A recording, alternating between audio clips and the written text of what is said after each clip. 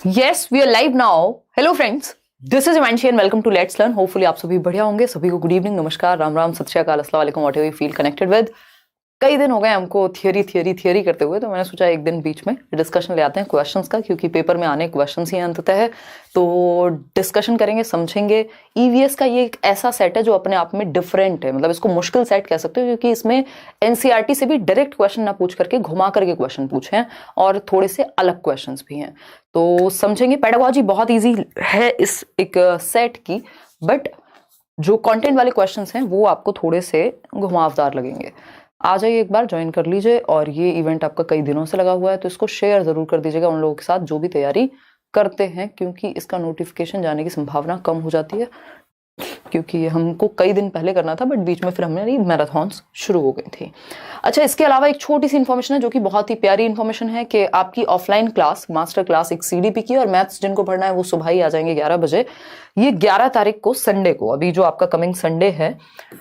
Registration वगैरह कुछ कराना नहीं है आपको. अगर आपका मन है, कोई भी आपके मन में डाउट्स हैं, पूरा एक डिस्कशन रहेगा 4-5 घंटे का, और आप 1 बजे से 4 बजे तक मेरा सेशन है. ये एक नॉर्मल टाइम है, ये 4 से 6 भी हो सकता है, इट डिपेंड्स कि उस टाइम पे आप लोग के कितने डाउट्स हैं, क्या स्ट्रेंथ है, क्या चीज़ें हैं, और जो भी इंपॉर्टेंट पॉइंट्स होंगे उन पे हम एक बार चर्चा करेंगे आमने सामने बैठ करके. आप लोग वीडियो में तो रोज़ मिलते हैं, सामने से मिलेंगे. और इसके अलावा अगर हम बात कर रहे हैं तो 11 से 1 उदय सर की क्लास होगी. तो मैथ्स में जिन लोगों को जाकर के डाउट पूछने हैं, कोई केवीएस के लिए भी अगर तैयारी कर रहा है, मन है कि भाई कुछ पूछना है, तो आप आ सकते हैं बिल्कुल. सीडीपी के कॉन्सेप्ट्स हम 1 से 4 में डिस्कस करेंगे, क्योंकि कॉमन चीज़ें भी आपको पढ़नी ही है, चाहे आप एग्जाम की किसी की भी तैयारी कर रहे हो.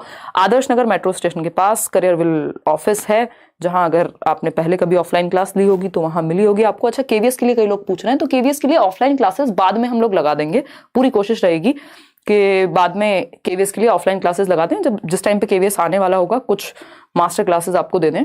अलग से बैच अभी ऑफलाइन में नहीं निकाल रहे हैं, ऑलरेडी ऑनलाइन में बहुत ज़्यादा व्यस्त है, और देश भर से आप लोग जुड़ पाते हैं ऑनलाइन में. चलिए स्टार्ट करते हैं आज की कहानी. आ जाइए फटाफट से. बहुत ही बढ़िया. केवीएस के बारे में भी कई लोग, देखो ओल्ड बैच का और नए बैच का सारा कुछ आपको कल उदय सर ने बता दिया है ना, कि अगर आप पुराने बैचेस में हैं केवीएस के, मान लीजिए पुराना बैच आपने लिया था, तो उसमें जो भी एक्स्ट्रा चीजें होंगी वो वीओडी यानी रिकॉर्डेड क्लास में डलवा दी जाएंगी. चलिए स्टार्ट करते हैं, समझते हैं. 4th क्लास ऑफ सीडीपी, जिसमें हम pedagogy, inclusive education, RTE, NEP और एनसीएफ, ये सब हम कल करने वाले हैं 9 बजे. तो आप उसके लिए एकदम तैयार रहिएगा. और आज हम क्वेश्चंस कर रहे हैं, डोंट वरी. चलिए स्टार्ट करते हैं. ईवीएस के नोट्स की बहुत ज्यादा डिमांड है, तो आप कुछ टाइम रुक जाइए मुझे, और पेपर से पहले मैं दे दूंगी आपको. ये है केवीएस का बैच, जिसमें आप अभी एडमिशंस ले सकते हैं. करियरविल ऐप डाउनलोड करके प्लीज किसी भी फेक वेबसाइट से मत जुड़िएगा. वहां ना आपको फिर सेशंस ओरिजिनल मिलेंगे, कोई पुरानी वीडियो उठा करके वहां डाल दी जाती हैं, तो उस चीज से बच के रहिए. करियरविल ऐप आप प्ले स्टोर से डाउनलोड करेंगे और सिर्फ वहीं पर एनरोल करना है. इसमें डिस्काउंट वगैरह भी चल रहा है. और ये जिन लोगों की डिमांड थी, ये पेडागोजी स्पेशल बैच है सिर्फ केवीएस के लिए, है ना. पेडागोजी स्पेशल बैच हमारे आते रहते हैं, ये 6th बैच है, तो ये सिर्फ केवीएस के लिए है. जो केवीएस का सिलेबस है आपका, चाहे वो टीजीटी का हो 40 नंबर, पीजीटी का हो या पीआरटी के हो 60 नंबर, केवीएस के ही हिसाब से हम इसमें सिर्फ पढ़ने वाले हैं. और इसकी फी बिल्कुल लिमिटेड रखी गई है, 800 रुपीज. जनरली ये ज्यादा ही होता है जो पेडागोजी स्पेशल है, क्योंकि ये सिर्फ केवीएस को टारगेट करके बनाया गया है.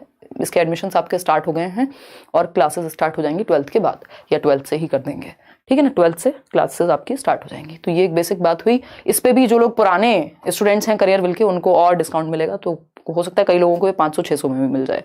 चलिए स्टार्ट करते हैं आज की कहानी. लाइक शेयर सब्सक्राइब आप कर दीजिएगा. जो कंप्लीट बैच है केवीएस का, पीआरटी का, वो भी आप करियरविल ऐप डाउनलोड करके एक बार देख सकते हैं. तो ये इन्फॉर्मेशन है जो देना बहुत ज़्यादा ज़रूरी अभी हो जाता है, क्योंकि अगर आपको इन्फॉर्मेशन ना दे दी जाए तो उस चक्कर में कहीं और से आप गलत रिसोर्सेज से भी जुड़ जाते हैं. अभी ये खूब देखा जा रहा है. ये कंप्लीट बैच है केवीएस वाला. चलिए कहानी शुरू करते हैं और समझते हैं. टेलीग्राम पर देखो, ये जो सीडीपी के जितने भी सेशन हुए, ये पीडीएफ मैं आपको नोट्स की फॉर्म में दे चुकी हूँ, तो एक बार उसको आप देख लीजिए. मैं दोबारा से अपलोड कर दूंगी. उसकी कई लोग डिमांड कर रहे हैं. बहुत प्यारे प्यारे क्वेश्चंस हैं. स्टार्ट करते हैं. पहले क्वेश्चन से, एकदम टेस्ट की तरह इसको लेना है, ताकि आपको वो कॉन्फिडेंस आ पाए. देखो किसी सेक्शन में हो सकता है 10 क्वेश्चन मुश्किल आ जाएं, इसका मतलब ये नहीं वो सेक्शन ही छोड़ देना है। ये आपको आज वाले सेट को करने से बहुत ही अच्छे से आइडिया लग जाएगा कि कितना जरूरी है कि आप क्वेश्चन सारे अटेम्प्ट करके आए, क्योंकि कोई नेगेटिव मार्किंग तो है नहीं सीटेट में, ना केवीएस में है। चलिए पहला सवाल आपके सामने बहुत ही फ्री 1 नंबर के लिए हम कहेंगे। आज मैं सुपर चैट सारी पढ़ूंगी, क्योंकि देखो जब टॉपिक चल रहा होता है, थियरी चल रही होती है, तो उसके बीच में बहुत ज्यादा एक्स्ट्रा बातें करना मुश्किल हो जाता है। क्वेश्चन में तो 1 क्वेश्चन किया, चलो फिर थोड़ी बात कर सकते हैं, 10 क्वेश्चन किए फिर 2 मिनट बात कर सकते हैं। शरीन शीन कह रहे हैं वर्किंग मेमोरी बता दो, कंफ्यूजन है, लास्ट क्वेश्चंस आए थे। शरीन मैंने कल भी आपको कहा था एक वर्किंग मेमोरी और टाइप्स ऑफ प्ले, ये दोनों टॉपिक्स मैं कराऊंगी, डोंट वरी, ठीक है, डोंट वरी। फर्स्ट का बी, देखते हैं इसमें आंसर कोई सही दे पा रहा है कि नहीं। इसमें सभी के आंसर्स गलत हैं, उसका रीजन अभी समझते हैं। एन ईवीएस टीचर, यानी आप क्या हैं, एक एनवायरमेंटल स्टडीज यानी पर्यावरण अध्ययन के टीचर हैं, एनवायरमेंटल साइंसेस के नहीं, एनवायरमेंटल साइंसेस के नहीं। अगर आप केवीएस का सिलेबस देख रहे हैं तो वहां पे एनवायरमेंटल साइंस पूछा जा रहा है आपसे, यानी एक्स्ट्रा जितने भी क्वेश्चन हैं साइंस से रिलेटेड वो भी पूछ लिए जाएंगे, डेप्थ में जाएगी बात। लेकिन जब आप सीटेट के लिए पढ़ते हैं तो एनवायरमेंटल स्टडीज है टॉपिक का नाम, यानी पर्यावरण अध्ययन है। 3rd to 5th तक एनवायरमेंटल स्टडीज ही होता है, साइंसेस फिर आगे की डिफिकल्टी लेवल पे जोड़ा जाता है। An EVS teacher has a student from Abu Dhabi. Abu Dhabi कहाँ है, यूएई में है, यूनाइटेड अरब एमिरेट्स में। इस पे चैप्टर है आपका एनसीईआरटी में, उसी से ये बात कही जा रही है। तो एक बच्चा है आपकी क्लास में जो आबू धाबी से ज्वाइन कर रहा है। The teacher has her online class scheduled at 10 AM, और टीचर की जो क्लास है वो ऑनलाइन क्लास है, इसीलिए आबू धाबी से बच्चा देख पा रहा है। ऐसा नहीं है कि दौड़ते हुए आएगा आबू धाबी से इंडिया में पढ़ने के लिए सुबह सुबह स्कूल में। What time will the student attend her online class from his home in Abu Dhabi? यानी बच्चे को किस समय अपने घर से तैयार होकर बैठ जाना है स्क्रीन के सामने अगर उसको इंडियन टाइम के अकॉर्डिंग आबू धाबी से क्लास लेनी है। बताइएगा बताइएगा बताइएगा, फटाफट से बताइएगा।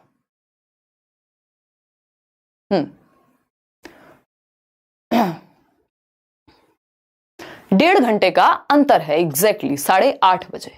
भाई आप अगर दुबई में रह रहे हैं, आप आबू धाबी में रह रहे हैं, या यूएई की किसी भी कंट्री में रह रहे हैं, किसी भी जगह पर रह रहे हैं, तो क्या है 1.5 घंटा पीछे हैं वो IST यानी इंडियन स्टैंडर्ड टाइम जो है ये, इसके 1.5 घंटा पीछे हैं। तो इसका जो आंसर होना चाहिए था वो कायदे में बी होना चाहिए था, बट इन्होंने 8:30 कहीं लिखा नहीं है, क्योंकि 10 बजे में से हम 1.5 घंटा घटा देंगे तो सुबह के 8:30, तो हमारे यहाँ 10 बजे हैं तो वहां 8:30 बजे बच्चे को बैठना पड़ेगा, क्योंकि वहां के टाइम से 1.5 घंटा आगे है। ठीक है इतनी बात। अगर हम बात कर रहे हैं यहां पर, तो इन्होंने एक भी ऑप्शन सही नहीं दिया, तो इसमें फ्री के नंबर मिले हैं। जो आपकी ऑफिशियल आंसर की है वो कहती है 9 का मतलब होता है फ्री टू ऑल, यानी जो भी आपने उत्तर लगा दिया होगा फ्री के नंबर आपको मिल जाएंगे, क्योंकि इनकी गलती है, एक तरफ 7:30 लिख दिया है, दूसरी तरफ 7 लिख दिया है, 8:30 का ऑप्शन ही नहीं है। ठीक है ना, तो उस केस में आंसर जो है वो बी हो गया। सिंपल सरल सुंदर सी बात है ये। आगे बढ़ेंगे, और ये एनसीईआरटी में दिया हुआ है कि 1.5 घंटे आगे है समय, तो ये सब बातें हमें थोड़ी थोड़ी पता होनी चाहिए। इनडायरेक्टली पूछेगा तो हमें लगेगा पता नहीं कहां से आ गया क्वेश्चन, है ना। और बढ़ते हैं आगे। चलिए बहुत बढ़िया।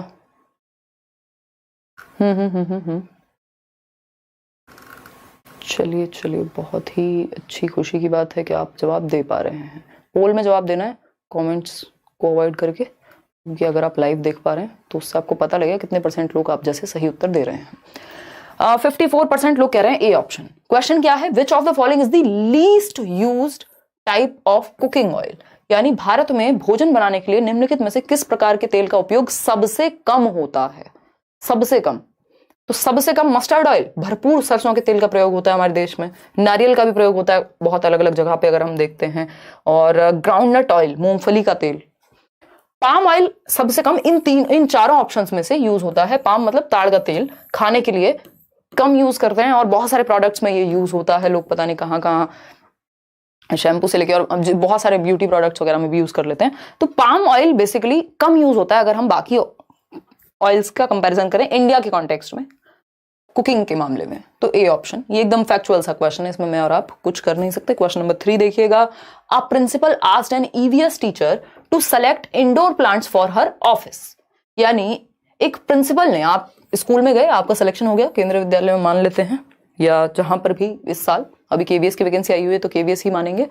तो आपका सिलेक्शन हो गया और आपके प्रिंसिपल ने कहा कि एक काम करिए, आप ईवीएस टीचर हैं, इंडोर प्लांट सेलेक्ट करके लाइए, कि आपको थोड़ा बहुत तो पर्यावरण के बारे में पता ही होगा, और इंडोर प्लांट सेलेक्ट करके लाइए जिनको हम बिना सनलाइट के भी या कम सनलाइट भी अगर विंडो से आ रही है तो वो सर्वाइव कर जाएं। होते ना, कुछ इंडोर प्लांट्स होते हैं, कुछ आउटडोर प्लांट्स होते हैं जिनको सनलाइट की जरूरत ज्यादा होती है, उनको बाहर रखा जाता है। जो कम सनलाइट में भी गुजारा कर लेते हैं, हफ्ते में एक आध दिन दिखा दो, तो उनको हम इंडोर कह रहे हैं। तो आप एज अ ईवीएस टीचर अपने ऑफिस के अंदर रखने के लिए पौधे चुनने गए हैं, तो कौन सा समूह आप चुनेंगी, कौन सा ग्रुप ऑफ प्लांट्स आप चूज करेंगी इन 4 ऑप्शंस के कॉम्बिनेशन में से? एलोवेरा, पेट्यूनिया या मनी प्लांट? फिर एलोवेरा, मनी प्लांट, क्रोटोन, या फिर मनी प्लांट, पेट्यूनिया और मिंट। मिंट आपका वही पुदीना, तो पुदीना कैसे सरवाइव करेगा घर के अंदर, है ना। और बात रही किसकी, ये पेट्यूनिया की, तो ये एक ऐसा पौधा है, अगर नहीं भी बताया तो हम इसके बारे में अब जान सकते हैं, जिसको सनलाइट की बहुत ज्यादा जरूरत होती है, लगभग 6 घंटे तो चाहिए ही दिन में। तो उस केस में ये तो जहां जहां है इसको हम हटाएंगे ही। मनी प्लांट हमने देखा है बेचारा कहीं भी काम चला लेता है, अपना जीवन चल जाता है। एलोवेरा हुआ या क्रोटॉन के तो बारे में हमने एनसीईआरटी में पढ़ा भी है, तो कम पानी या कम सनलाइट में भी जीवन चल जाएगा, थोड़ा बहुत दिखा दो कभी कभी, काम बन जाएगा। ठीक है, कोई दिक्कत परेशानी इस बात को समझने में अगर हो रही है? Aloe vera, money plant, croton. ठीक, आगे बढ़ेंगे। क्वेश्चन नंबर 4 देखिएगा एक बार, ये क्या कहता है? क्वेश्चन नंबर 4 कहता है इन विलेजेस, यानी गांव की जब हम बात कर रहे हैं, it is common to observe how women at home remove the husk from the grain, this method is known as. ये क्वेश्चन पहले ऑफलाइन आपके जब पेपर होते थे तब भी पूछा गया है 2 बार कम से कम, इस बार भी पूछा गया है। यानी गांवों में हम यह साधारण रूप से देख सकते हैं कि जो महिलाएं हैं वो अनाज से भूसे को कैसे अलग करती हैं, ऐसे फटक करके। ठीक है ना, अगर किसी ने देखा है, कोई गांव के दर्शन किसी ने किए हैं, जो कि करने ही चाहिए अगर आप भारत में रहते हैं तो आपको ये बात थोड़ी बहुत आइडिया लग रही होगी कि इसको विनोइंग कहते हैं। ये सिंपल आंसर है इसका, निष्पादन या फटकना कहते हैं। झाड़ के ऐसे अलग करते हैं जब आप किससे, जो अनाज है और उसको भूसे से अलग कर रहे हैं। याद रखिएगा, अनाज है जिसको भूसे से अलग कर रहे हैं, ये विनोइंग है। हैंड पिकिंग तो हो गया, आप जैसे चावल में से गंदगी निकाल रहे हैं, वो हैंड पिकिंग है एक तरह से, कि आप हाथ से चुन रहे हैं। ठीक है, छानना, अगेन छान थोड़ी रहे हैं यहाँ पे आप फटक के निकाल रहे हैं। छानने में आप छन्नी का प्रयोग करते हैं। थ्रेशिंग हो गया वो जो आप जब आप फसल काट के लाए हैं, गेहूं मान लीजिए काट के लाए हैं, चावल काट के लाए हैं, उसको झाड़ झाड़ के ऐसे किसी चीज पर, तब आप थ्रेशिंग मतलब उस ग्रेन को साइड कर रहे हैं एक तरह से। बाद में उस ग्रेन में से हस्क को अलग निकाला जाएगा, जब आप उन रूट से निकाल रहे हैं जिन चीजों को, जब हम थ्रेशिंग का प्रयोग कर रहे हैं। अगर हम बात कर रहे हैं यहाँ पे विनोइंग की, तो ये आप देख पा रहे हैं एक अंकल हैं और जेंडर पैरिटी का यूज करते हुए हमने पहले अंकल को दिखाया है कि ये एक मेल है और क्या कर रहे हैं, भूसा अलग कर रहे हैं जो बीज है उससे, थ्रेशिंग के माध्यम से।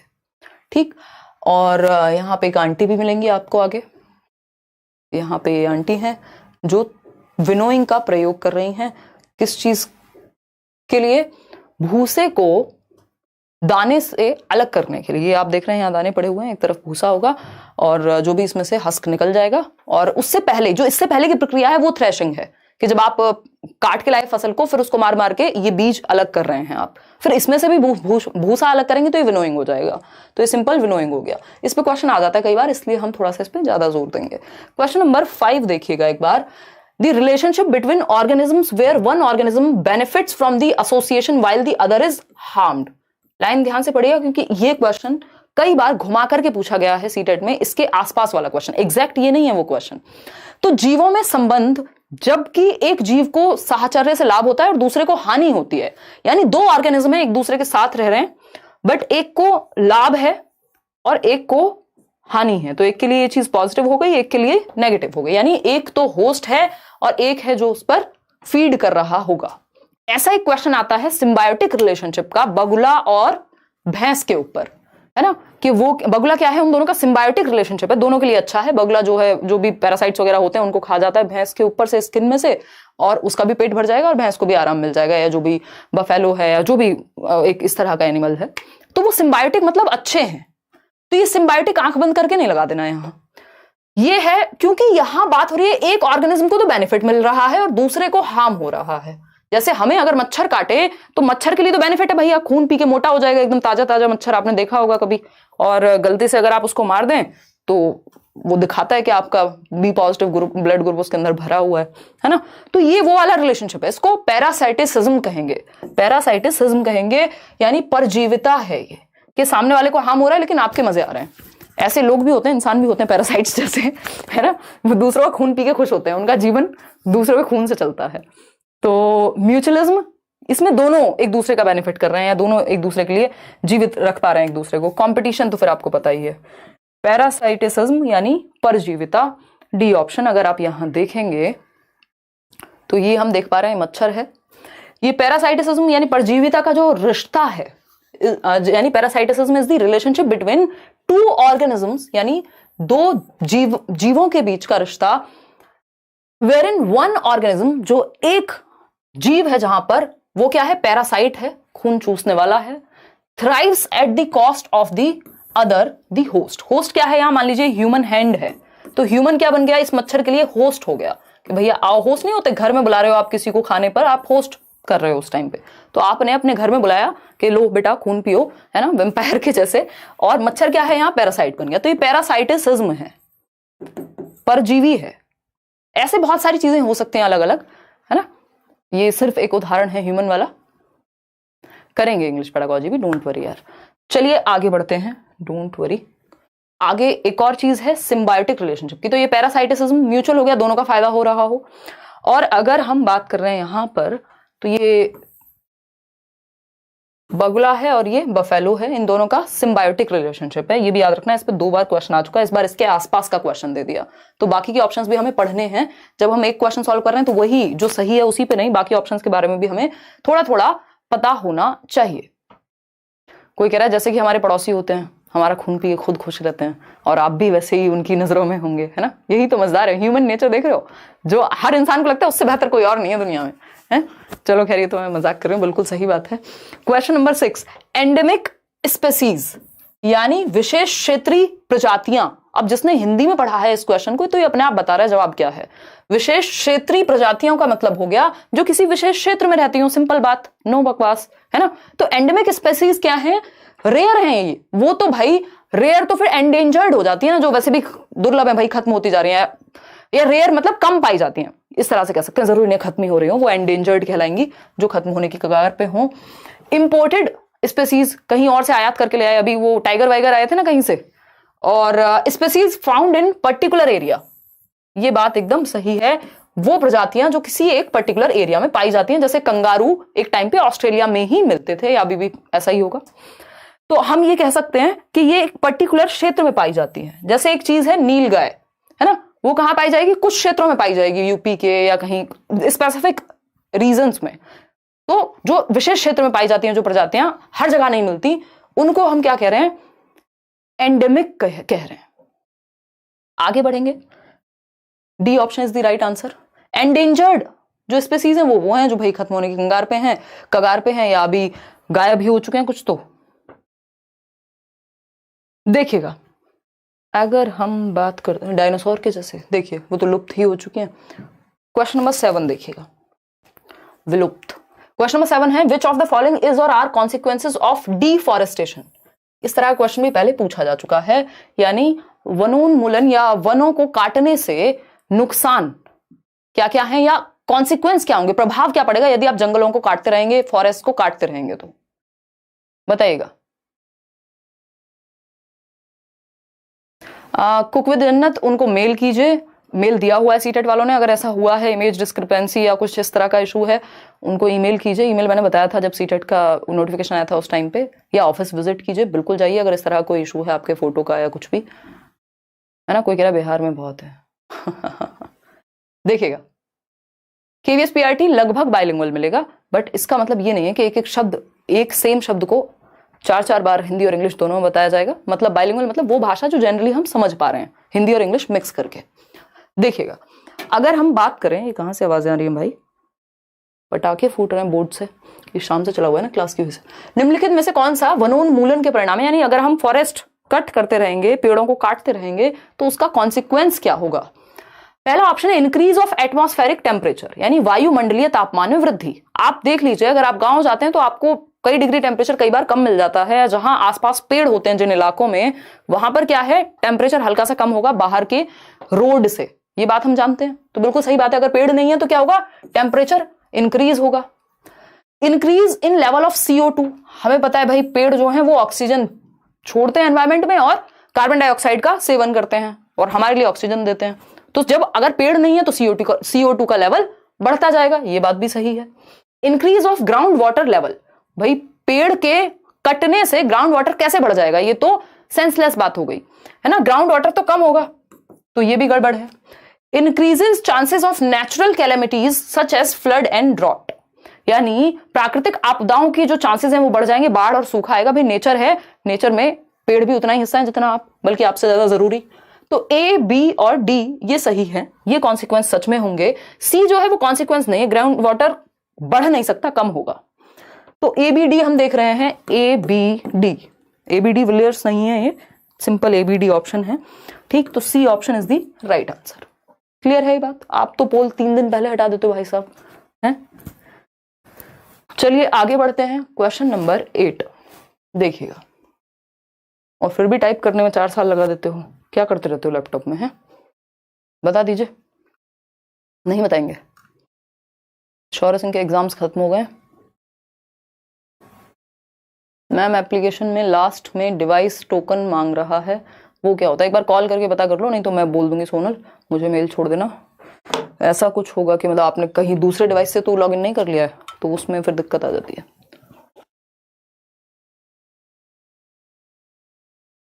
कोई कह रहा है यू आर निमोनिक क्वीन। अरे बस याद रहनी चाहिए आपको चीजें।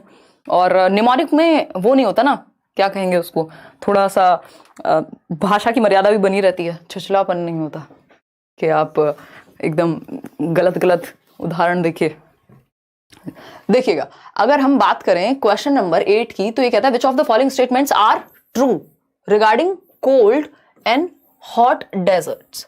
अगर हम बात करें तो कौन सी बातें या कौन से कथन सही होंगे ठंडे और गर्म रेगिस्तान को समझने के लिए। तो अब एनसीईआरटी में ठंडे और गर्म रेगिस्तान की बात हुई है कि राजस्थान क्या है, गर्म है।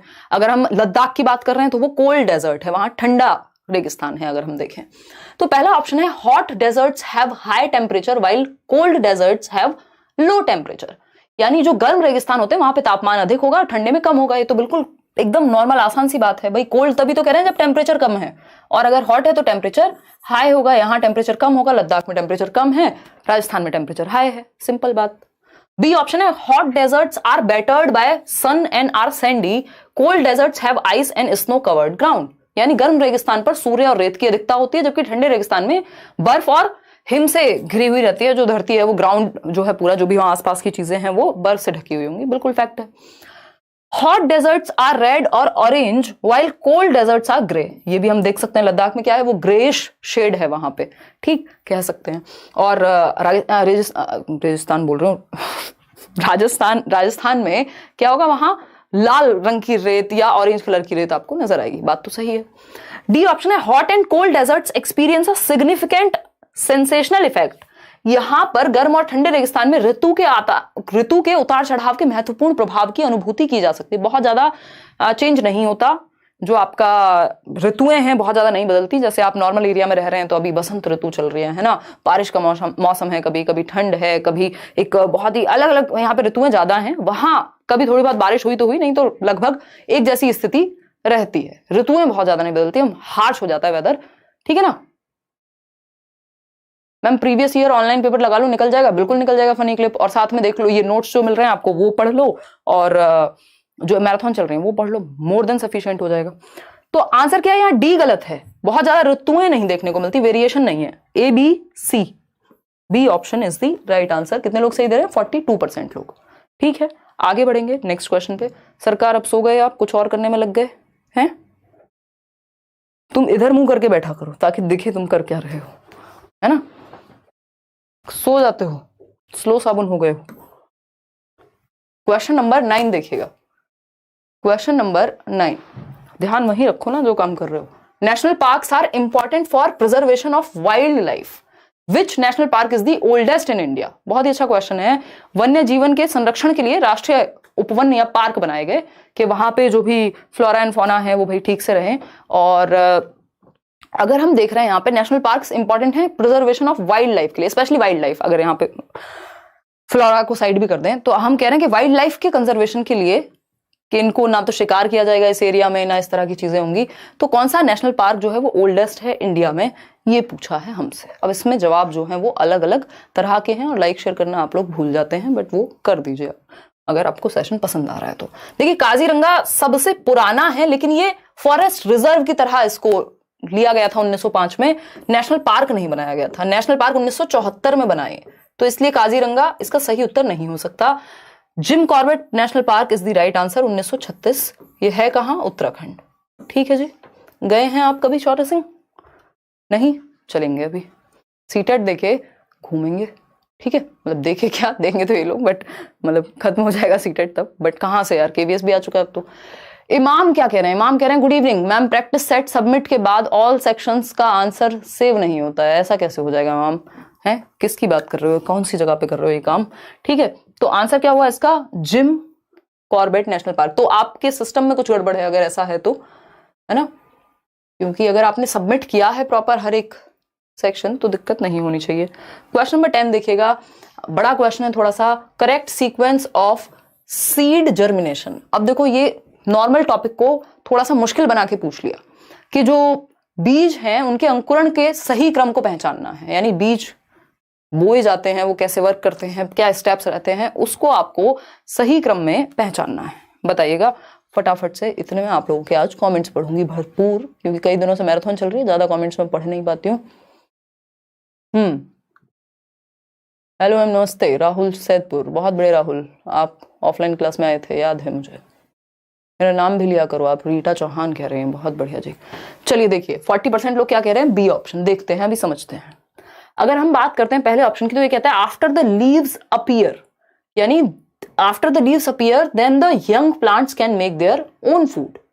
ये सबसे पहले पत्तियां ही आ गई, सीधा बीज बोया नहीं है, पत्तियां आ गई हैं। देख रहे हैं कितना तेजी से चल रहे हैं। तो ए ऑप्शन तो फर्स्ट नहीं हो सकता, जहां पे भी ए ऑप्शन फर्स्ट है उसको हटा सकते हैं हम। तो ये ए और बी ऑप्शन हट गए यहां से, बाकी के 2 बचे, ऐसे एलिमिनेट करेंगे भाई। Seed absorbs water through a hole, this softens the seed coat and it ruptures. मतलब बीज एक छेद से पानी को सोखता है और यह बीजावरण को नरम कर देता है और यह फूट जाता है। चलो ठीक है।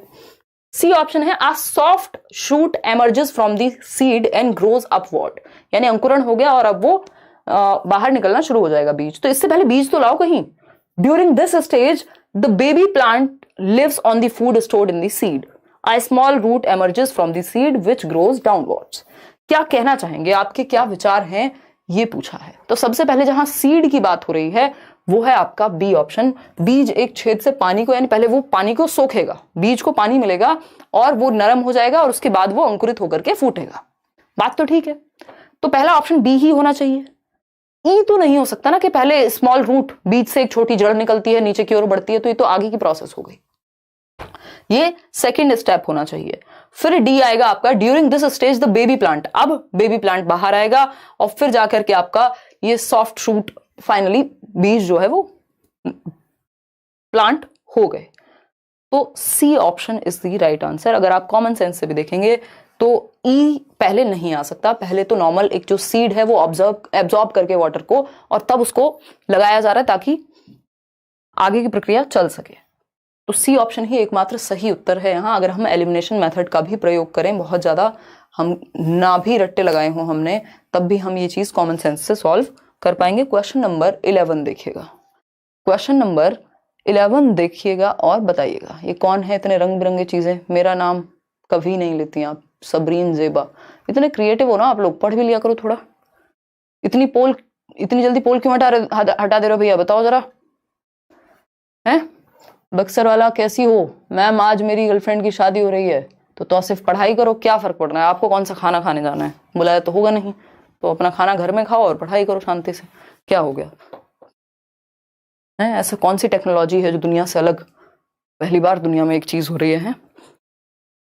देखिएगा, choose the correct journey of bajra seed from the field to plate, यानी बाजरे के बीज की खेत से प्लेट तक की सही यात्रा को चुनिए। मतलब बाजरे का बीज है, उससे आपकी प्लेट तक जब वो रोटी की फॉर्म में आएगा तो क्या स्टेप्स रहे होंगे। दिव्यांजलि क्या पूछे? Hello ma'am, attempting CTET for first time in I am a mother of 3-year-old kid, please guide last time revision. Specially facing problem in Hindi pedagogy. Divyanjali मैंने एक 25 दिन की स्ट्रेटेजी बनाई थी, एक बार उसको देख लो। और सिर्फ मैराथन सेशंस प्रीवियस ईयर, जहां प्रीवियस ईयर में अटक रहे हो, मान लो हिंदी में ही कौन से टॉपिक्स में दिक्कत आ रही है, समझ के पढ़ने में दिक्कत आ रही है, तो उनको और अच्छे से 4-4 बार रिवाइज करके ढंग से समझो पहले कि कहना क्या चाह रहा है क्वेश्चन, और प्रैक्टिस करनी है मैराथन से। नोट्स आपके पास हैं, उतनी चीजें इनफ हो जाएंगी, दिक्कत आपको नहीं आएगी, पेपर निकल जाएगा। बेशक आपको घबराहट हो रही हो, लेकिन अगर आप पढ़ते रहेंगे इस घबराहट के दौरान भी तो नुकसान नहीं होगा, उससे निकल जाएगा पेपर, पता भी नहीं लगेगा आपको। सी ऑप्शन 81% लोग कह रहे हैं। मतलब फसल काटना, चलो हार्वेस्टिंग तो कॉमन है सभी जगह, तो ये तो फर्स्ट ऑप्शन हो ही गया। फसल काटना, उसके बाद आप कह रहे हैं थ्रेशिंग यानी फटकना, जो हम शुरुआत में बात कर रहे थे कि कट गई फसल, फिर उसके बाद उसको ऐसे झाड़ झाड़ के थ्रेशिंग हो जाएगी, ठीक है बात। फिर विनोइंग होगी, बिल्कुल यही बात हम कर रहे थे कि थ्रेशिंग के बाद विनोइंग आएगी। थ्रेशिंग के बाद विनोइंग नहीं है ना कहीं, हार्वेस्टिंग है, थ्रेशिंग है, नीडिंग आ गई, सीधा आटा गूंथने लग जाओगे। मतलब अभी ना थ्रेशिंग की जरूरत पड़ी ना किसी और चीज की, इसके बाद विनोइंग आना था। विनोइंग बाद में होगी, पहले आटा गूंथ जाएगा, ये तो कैसी बात हो गई। हार्वेस्टिंग, विनोइंग ठीक है, ग्राइंडिंग सीधा पीसना शुरू कर दिया, मतलब ना थ्रेशिंग हुई। Threshing, winnowing, grinding, kneading, rolling, roasting, यानी पहले फसल काटी गई, फिर थ्रेशिंग हुई, उसको मार मार के पीट पीट के क्या कर दिया गया, बीज को अलग कर दिया गया, और जो उसकी फसल थी, जो पीछे का भाग था, उसको अलग कर दिया गया, रूट्स को। अगर हम कह रहे हैं तो थ्रेशिंग हो गई। फिर फटक फटक करके क्या हुआ, बीज अलग और भूसा अलग, जो थोड़ा बहुत भूसा बचा हुआ था, जो बीज के अंदर, बीज के बाहर वाला कवर था, उसको हटा दिया। पीसेंगे फिर आप इसको, ठीक है, या चक्की पर दे करके आएंगे, फिर आटा गूंथा जाएगा, जब वापस आ जाएगा तो फिर रोटी बेली जाएगी, फिर रोटी सेकी जाएगी, ठीक है। अब ये स्टेप कभी नहीं भूलने हैं। C option is the right answer, ठीक है। तो C option is the right answer. ये इन्होंने उल्टा कर रखा है कि पहले रोलिंग कर लो, विनोइंग बाद में करो, पहले रोटी सेक लो, ऐसे थोड़ी होता है। अब ये क्वेश्चन भी रिपीटेड है, ऑफलाइन पेपर्स में भी आता था कि red data book keeps record of, यानी लाल आंकड़ों की पुस्तक। अब हिंदी में तो इन्होंने इतना खतरनाक ट्रांसलेशन किया है कि चक्कर आ जाए इंसान को, है। देखिएगा, मैथ्स की क्लास लगवा दो उदय सर से, प्लीज लगवा देंगे। ईवीएस के नोट्स दे दो ना यार, ये इतने बड़े बड़े सेशन लेकर के मेरी थोड़ी सी तबीयत ढीली हो गई है, तो मैं आज रात को बैठ करके कोशिश करूंगी कि ईवीएस का फाइनल कर दें आपके लिए। अगर हम बात करते हैं, और ईवीएस तो चलो बाइलिंगुअल मिलेगा, मैथ्स पेडागोजी आपको सिर्फ इंग्लिश में मिल पाएगी इस बार, अगली बार करेंगे उसका जुगाड़। Red data book keeps, red data book क्या करती है, एंडेंजर्ड स्पीसीज जो हैं उनको कवर करती है। एंडेंजर्ड प्लांट्स एंड एनिमल्स इसमें आते हैं, यानी लुप्त प्राय पौधे और जानवर जो हैं, जो लुप्त होते जा रहे हैं। रेड का मतलब ये ना भाई, ये रेड लाइट वाली बात है कि बिल्कुल, मतलब ये बहुत ही टेंशन वाली बात है कि ये चीजें अब लुप्त हो रही हैं, ये एनिमल्स हैं या ये प्लांट्स हैं जो लुप्त होते जा रहे हैं, विलुप्त होते जा रहे हैं। तो रेड डेटा बुक में इसका रिकॉर्ड रखा जाता है। ये एक सिंपल सा क्वेश्चन है, आई थिंक एनसीईआरटी में भी कहीं गिवन है। सिर्फ एनिमल्स के बारे में या उन सब के बारे में बात नहीं हो रही कि जो प्रेजेंट हैं, जो गायब हो रहे हैं, उनकी बात हो रही है। ये आपका एनसीईआरटी में गिवन है। नेहरू इंस्टीट्यूट ऑफ माउंटेनियरिंग कहाँ है, वो जो आपका बछेंद्री पाल वाला चैप्टर है उसमें बात हुई है। कहां पर सिचुएटेड है नेहरू इंस्टीट्यूट ऑफ माउंटेनियरिंग, बताइए फटाफट से। मैम प्लीज ऑल पीडीएफ भेज दो, and ma'am all PDF without answer चाहिए मैम, लास्ट में आंसर या साइड में रखिएगा तब भी चलेगा, प्लीज आंसर पे ही ध्यान जाता है मैम। आई अंडरस्टैंड अमोल, अब आगे से ऐसा कर देंगे, अगली बार से आंसर लास्ट में दे देंगे। है पीडीएफ कौन से वाली अभी देनी है, क्वेश्चंस की पेंडिंग है क्या, दे देंगे, काहे घबराते हैं सरकार, कर देंगे। चलिए इसी बात पर समझते हैं क्या कहानी है। हमारे पड़ोसी हमसे नेटफ्लिक्स मांग रहे हैं, बच्चे, जरा जरा से बच्चों को नेटफ्लिक्स देखना है। हमने नेटफ्लिक्स लिया ही इसलिए है ताकि हम बांट सकें। Nehru institute of, but class के बीच में नेटफ्लिक्स कैसे दे दें बताओ आप। ए ऑप्शन है 46% लोग। नेहरू इंस्टीट्यूट ऑफ माउंटेनियरिंग कहाँ स्थित है, उत्तरकाशी में, दार्जिलिंग में, धर्मशाला या ऊटी, बताइए। घूमने का मन किया ये सब जगहें पढ़ के किसी का, नहीं किया ना, करना भी नहीं चाहिए, पेपर है। ये उत्तरकाशी यानी उत्तराखंड में सिचुएटेड है। आई थिंक एक बार ये आप चेक भी कर लीजिएगा, 1936 के आसपास ये शायद बना होगा, ईयर एक बार में कंफर्म नहीं है, बट ये उत्तरकाशी में है पक्का पक्का, ये लिखा भी हुआ है आपकी बुक में एनसीईआरटी अगर आप पढ़ेंगे तो। और उत्तराखंड, यानी अगर उत्तराखंड लिखा होता तब हम उसके साथ चले जाते, ठीक। A option is the right answer. तो कैसे पहाड़ चढ़े जाएंगे वो यहां सिखाया जाएगा। क्वेश्चन नंबर 14 देखिएगा। क्वेश्चन नंबर 14 बहुत ही प्यारा क्वेश्चन है, मैप से एक क्वेश्चन है, जो कि मैप से कई क्वेश्चन आते ही हैं। जवाब दीजिएगा, जवाब फटाफट से जवाब दीजिएगा। अरे सर इतने स्लो साबुन कैसे हो गए हैं, थक जाते हैं क्या? आइसक्रीम खिलाएं आपको? दीदी आपने सीडीपी सारी थ्योरी करा दी ना? हाँ रूपा, अभी पेडागोजी वाला पार्ट उसमें रह गया, जैसे एनईपी, जैसे आरटीई, जैसे एनसीएफ, इस तरह की 2-3 चीज, इंक्लूसिव एजुकेशन, सीसीई। तो अभी एक सेशन बड़ा सा कल लगेगा जिसमें हम डिस्कशन करेंगे। थियरीज सारी हो चुकी हैं जो जरूरी हैं। इसके अलावा एक मेमोरी का इस बार हल्का सा क्वेश्चन आ गया था, शॉर्ट टर्म मेमोरी, और एक टाइप्स ऑफ प्ले, ये मैं आपको इन बिटवीन किसी दिन क्वेश्चंस के साथ करा दूंगी। आज बहुत गलत हो रहे हैं। हाँ सौम्या, ये सेट थोड़ा सा मुश्किल है, इसीलिए हम इस सेट को डिस्कस कर रहे हैं। 22,000 लोग जुड़े हुए हैं हमारे साथ, सिर्फ 12,000 लोगों ने लाइक किया। क्या चाहता है? हमको सब ध्यान रखना होता है, कौन लाइक किए हैं कौन नहीं किए हैं। देखिए, identify which one of the following states have sea on one side, यानी भारत के राज्य हैं मैप पर, अगर आप उनको मानचित्र पर देखते हैं तो किस राज्य की जो सीमा है उसके एक तट पे समुद्र है। एक तट की बात हो रही है। गुजरात, हाँ पता है हमें समुद्र है। महाराष्ट्र, हाँ पता है समुद्र है। गोवा, बिल्कुल पता है, आप जाते ही इसलिए, गोवा के प्लान आप बनाते ही इसलिए समुद्र मिलेगा। कर्नाटका, सोच लो, मिल सकता है। Kerala, Tamil Nadu, Andhra Pradesh, waste Bengal, Andaman and Nicobar. अरे यार, अंडमान एंड निकोबार तो आइलैंड है अपने आप में, वो तो चारों तरफ से भी घिरा हुआ है। फिर यहां पे बात हो रही है एक साइड की, ये नहीं है कि पानी के अंदर ही कौन बैठा हुआ है। अंडमान एंड निकोबार चलोगे ब्रो? जनवरी में नहीं जा पाएंगे, कोशिश करेंगे। चलो, हमारा अंडमान एंड निकोबार का प्लान जमानों से बन रहा है, पापा बनाया करते थे, अब हम उसको फॉलो नहीं कर पा रहे हैं, आज तक भी जा ही नहीं पा रहे हैं। जाएंगे बट अगर हम बात करें, हमारी फैमिली ट्रिप अटकी हुई है अंडमान निकोबार की। बी ऑप्शन है गुजरात, महाराष्ट्र, गोवा, कर्नाटका, केरला, तमिलनाडु, आंध्र प्रदेश, वेस्ट बंगाल एंड उड़ीसा। फटाफट से बताइए। गुजरात यस है, महाराष्ट्र यस है, गोवा यस है, कर्नाटका भी चलेगा, केरला भी चलेगा, तमिलनाडु भी चलेगा, आंध्र प्रदेश भी चलेगा, वेस्ट बंगाल एंड उड़ीसा भी चलेगा। तो क्या यही सही उत्तर माने? चलिए देख लेते हैं। सी ऑप्शन है गुजरात, मध्य प्रदेश, गोवा, कर्नाटका, केरला, तमिलनाडु, आंध्र प्रदेश, वेस्ट बंगाल एंड उड़ीसा। देखिए, मध्य प्रदेश में अगर समुद्र आ गया तो फिर तो क्या ही कहने है, तो ये तो हट गया। डी ऑप्शन है गुजरात, मध्य प्रदेश। अगेन मध्य प्रदेश और समुद्र का क्या मतलब है? समुद्र को किसी तट पे नहीं है मध्य प्रदेश, ठीक है। बी ऑप्शन, मध्य प्रदेश भी ऐसी, मध्य प्रदेश वाले भी ऐसे ही दुखी हैं जैसे दिल्ली वाले, उनको भी गोवा गुजरात ही जाना पड़ रहा है समुद्र देखने। तो गुजरात, महाराष्ट्र, गोवा, कर्नाटक, केरला, तमिलनाडु, आंध्र प्रदेश, कितने राज्य इन्होंने दे दिए? 1 2 3 4 5 6 7 8 और 9। और इन्हीं 9 को अब हम मैप पर देखेंगे। फटाफट से देखते हैं। अगर आप यहां देखेंगे, अब हटा दो पोल, बैठे क्यों हो ब्रो? क्या हो गया तुम्हारे प्रेजेंस ऑफ माइंड को? ज्यादा पढ़ाई कर लियो एग्जाम्स में? देखिए, अगर हम यहां बात करें, यही 9 स्टेट्स हम देख सकते हैं। गुजरात समुद्र है भाई, अरेबियन सी है। महाराष्ट्र, गुजरात, महाराष्ट्र। अगर हम बात कर रहे हैं किसकी, थर्ड, गोवा की, ठीक है, अरेबियन सी है इनके सबके साइड में, क्योंकि वेस्ट में अरेबियन सी होगा, वेस्टर्न स्टेट्स में। ईस्टर्न स्टेट्स में आपकी बे ऑफ बंगाल यानी बंगाल की खाड़ी हो जाएगी, सिंपल बात है। नीचे इंडियन ओशियन होगा, ठीक। गोवा हो गया, Karnataka 4th, Tamil Nadu 5th, Kerala 6th, ठीक। इधर 7th पुदुचेरी, आंध्र प्रदेश, उड़ीसा, वेस्ट बंगाल, ठीक है।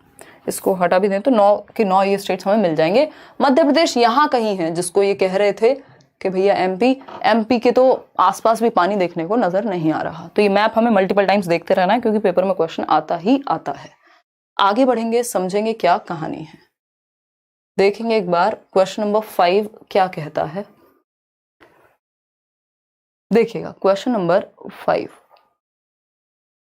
पढ़िएगा, थोड़े से बड़े बड़े क्वेश्चन हैं बट आप जवाब दे पाएंगे, हमें पूरा विश्वास है। भाई इतनी देर पहले तक ऐसे थोड़ी होता है शौर्य, ध्यान ही नहीं बाबू, गलत बात नहीं। तो टिपिकल है ना क्वेश्चन? हाँ पूजा, आज के क्वेश्चंस टिपिकल हैं ऑफ कोर्स। मतलब 10 घंटे पहले तुमको बता दिए थे कि भाई कमाल करते हो आज।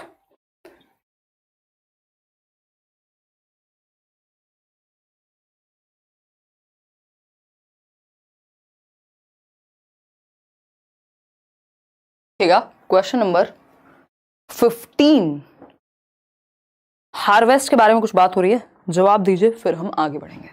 बी ऑप्शन कह रहे हैं 52% लोग।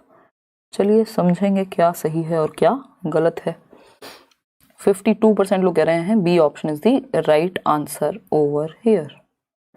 चलिए मान लिया हमने बी ऑप्शन। देखते हैं, अगर हम बात करें harvest festivals are major occasions of joy and gaiety, मतलब क्या, वो फसल कटने का जो पर्व है वो खुशी और उल्लास का पर्व होता है देश भर में, हम देखते हैं, और इस पे अलग अलग जगह पे अलग अलग नाम भी हैं, इसके इवेंट्स होते हैं। उत्तर प्रदेश, बिहार और मध्य प्रदेश सेलिब्रेट तिल संक्रांति।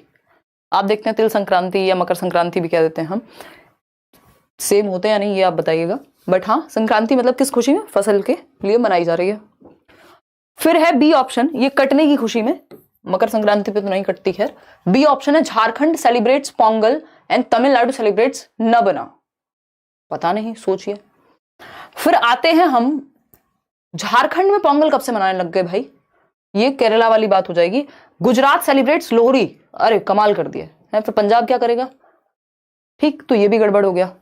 डी ऑप्शन है महाराष्ट्र सेलिब्रेट्स गुड़ी पड़वा, असम सेलिब्रेट्स बिहू, ये हमने बिल्कुल एनसीईआरटी में पढ़ा है, बिहू मनाया जाता है असम में। वेस्ट बंगाल में न बना। अब बात ठीक लग रही है, ए और डी जो है यहाँ कुछ सेंस मेक कर रहे हैं, तो A and D is the right answer.